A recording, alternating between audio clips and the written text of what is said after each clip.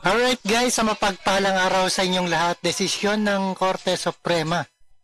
Ito ay desisyon ng Korte Suprema sa petisyon kaugnay impeachment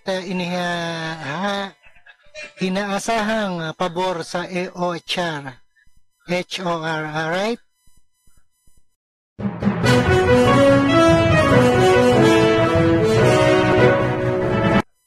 Alright guys, kinumpirma ng ilang mga kongresista na magdesisyon ng Supreme Court na pabor sa Kamara kaugnay impeachment complaint laban sa Vice President Sara Duterte dahil maayon na nila ang panuntunan at kasunduan ng proseso ang reklamong inihain nila laban sa pangalawang Pangulo. Panoorin po natin guys, another further ado.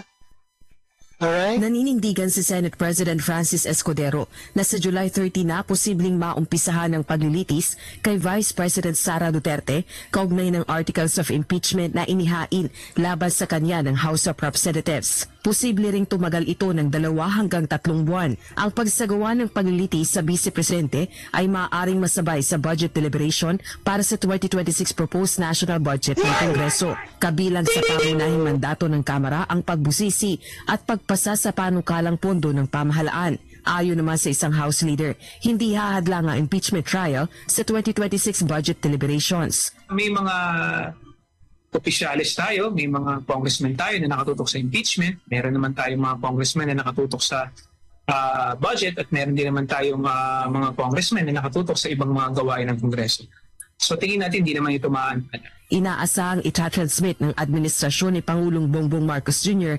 sa House of Representatives ang panukalang pambansang budget para sa 2026 pagkatapos ng ika-4 na State of the Nation Address sona nito sa July 28. Samantala, kumpiyansa naman ng mga kongresista na maglalabas ng pabor na desisyon. Ayan, impeachment trial ni VP Sara di hadlang sa 2026 budget deliberation ng Korte Suprema kaugnay ng petisyon kontra impeachment na inihain ni VP Duterte. Naniniwala rin silang naaayon sa panuntunan at sumunod sa proseso ang reklamong ibig magpatalsik sa pwesto sa pangalawang Pangulo. Confidently, I can say na wala pong nilabag ang House of Representatives o kung ano man ang nababato or minsan nga parang counter na lang yun para lang may ma-delay po yung mga proceedings.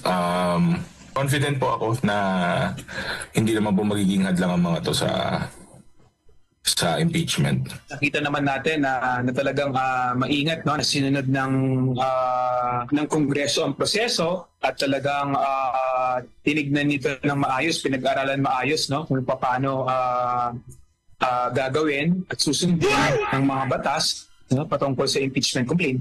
Pino na rin ng mga ito ang paghahain ng kampo ni VP Duterte ng petisyon sa Korte Suprema na anila ay delaying tactics umano. Dati na... Ayan, Secretary, inaasahang magdedesisyon pabor kay House of Representative VP Sara Duterte sa impeachment.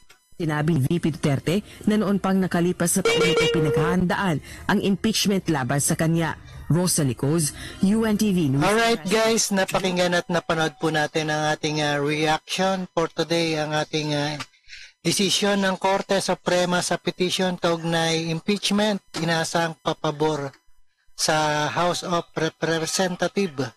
Alright, maraming salamat sa panonood pagkinig dito kay Rob Trip, and see us again sa next one, ating reaction video. And don't forget to subscribe this channel. Alright, thank you so much. And peace out.